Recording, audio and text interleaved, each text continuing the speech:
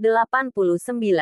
Clara wanita simpanan. Clara memasukkan beberapa pakaiannya ke dalam koper. Air mata tak hentinya mengalir dari pelupuk matanya.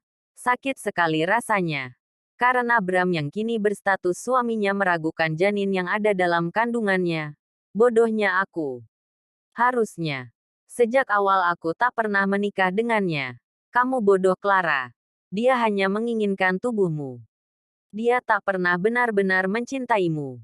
Gumam Clara kesal, kecewa, hancur, marah. Benci yang kini Clara rasakan. Lebih baik dihina karena masa lalunya yang buruk. Daripada Bram meragukan anak yang dikandungnya. Sudah jelas itu anak Bram. Semenjak dia menandatangani perjanjian kontrak sebelum adanya pernikahan. Semenjak itulah hanya Bram yang menyentuhnya.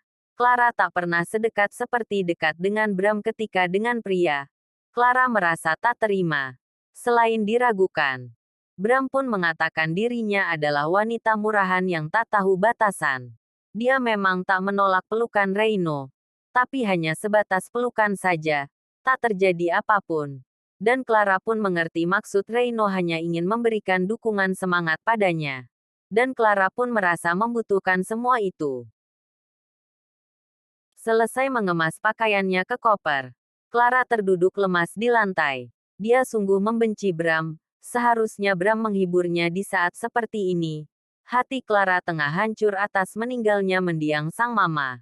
Tetapi Bram justru menambah goresan lukanya bahkan menjadi semakin dalam. Napas Clara memburu. Dia mengusap air matanya dengan kasar dan melihat sekeliling kamar. Jangan salahkan aku. Bram, kamu yang memaksaku. Mungkin. Setelah ini kamu pun akan bahagia tanpaku. Aku akan mencari kebahagiaanku sendiri. Ucap Clara dan kembali menangis. Clara sendiri tak tahu harus bagaimana tanpa Bram. Tetapi sudah cukup selama ini Bram merendahkannya.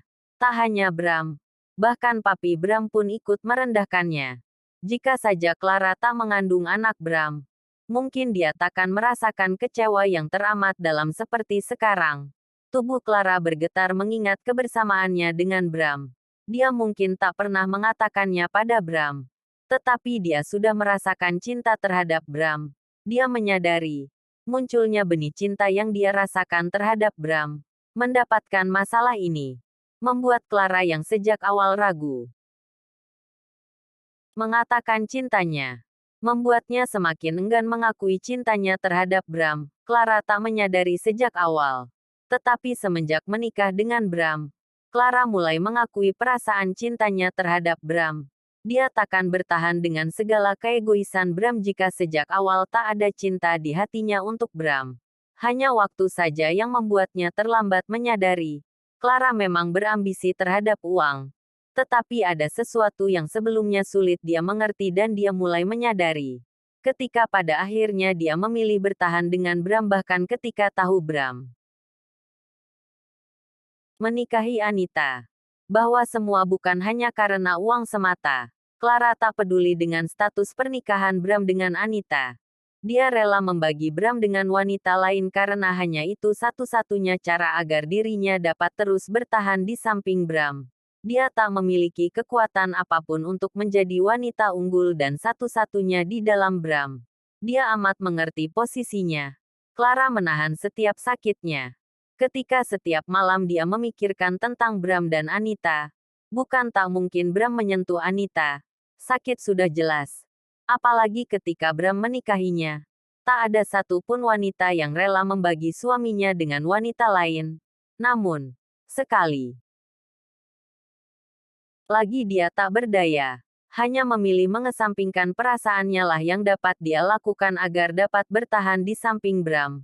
Malam ini, rasa lelah Clara sudah terlalu berada di ambang batas. Dia tak sanggup lagi bertahan. Dia tahu. Sampai kapanpun dia takkan pernah mampu merubah watak Bram yang keras. Di mana Bram selalu lebih mengutamakan egonya dibanding memikirkan segala kemungkinan baik yang terjadi. Bram selalu bertingkah bahkan memutuskan sesuatu hanya karena apa yang dia lihat tanpa mau mendengarkan penjelasan terlebih dahulu. Dan Clara merasa takkan mampu merubah watak Bram. Clara mungkin masih mampu bertahan dengan segala sikap kasar Bram. Tetapi ucapan Bram sudah terlalu menyakitinya.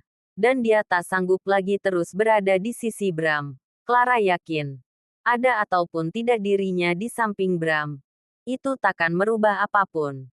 Bram sudah pasti akan kembali pada Anita. Yang mana Anita adalah wanita yang Bram nikahi sah secara agama dan negara, sedangkan dirinya, dia hanya wanita yang terpaksa dinikahi Bram karena anak yang ada di kandung Clara. Sudah jelas sampai kapanpun statusnya akan selalu tak diakui oleh dunia. Clara mengambil tasnya. Dia meletakkan kartu kredit pemberian Bram di atas laci nakas. Dia takkan membawa kartu itu karena kartu itu atas nama Bram. Clara memasukkan surat sertifikat villa yang dia beli di Puncak Bogor. Villa itu memang dibeli dengan uang Bram. Tetapi villa itu atas namanya.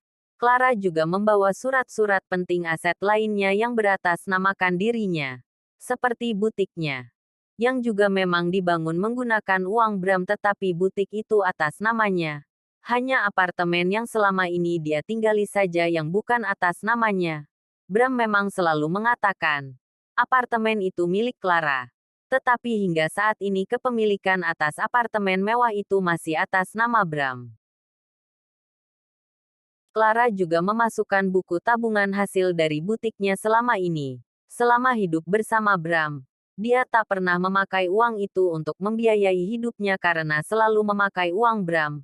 Clara merasa, uang itu cukup untuk memulai hidupnya yang baru tanpa harus membawa sepeser pun uang milik Bram.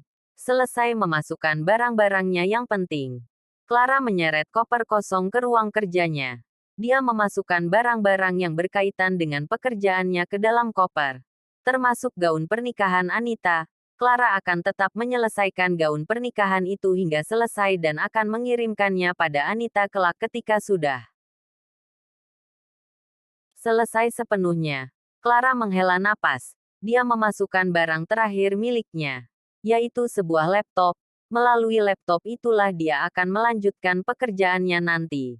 Dia sendiri akan menutup butiknya di Jakarta hingga waktu yang dia sendiri tak dapat pastikan. Mungkin dia akan muncul kembali ke hadapan publik ketika bayi di kandungannya sudah lahir. Dunia tahu dia wanita tak bersuami. Demi menjaga nama baik dirinya dan tentu saja nama baik anaknya. Dia tak ingin dunia melihat keadaannya dalam keadaan hamil besar. Sudah jelas, mereka akan membicarakan dirinya karena hamil tanpa seorang suami dan status pernikahan. Clara menyeret kopernya keluar dari ruang kerjanya. Dia menutup pintu dan menjauhi ruangan itu. Clara meletakkan kopernya di sembarang tempat. Dia kembali ke kamarnya dan mengambil tasnya. Dia juga menyeret kopernya keluar dari kamar. Clara menyeret 2 buah kopernya. Dia melangkah perlahan seraya melihat setiap sudut ruangan apartemen itu. Clara kembali menangis. Dia sedih karena harus pergi dengan cara seperti ini. Dia sendiri tak mungkin pamit pada Bram. Dia tak ingin bertemu dengan Bram dan dia takkan sanggup mendengar semua ucapan Bram yang mungkin dapat melukai perasaannya lagi. Dia teringat ketika dulu, di mana ketika dirinya memasuki apartemen mewah itu untuk pertama kalinya. Lalu Bram menyambutnya. Namun, kini dia harus pergi tanpa Bram tahu. Mungkin ini lebih baik. Semoga kamu bahagia, Bram. Batin Clara. Clara mengusap air matanya dan keluar dari apartemen itu. Bersambung.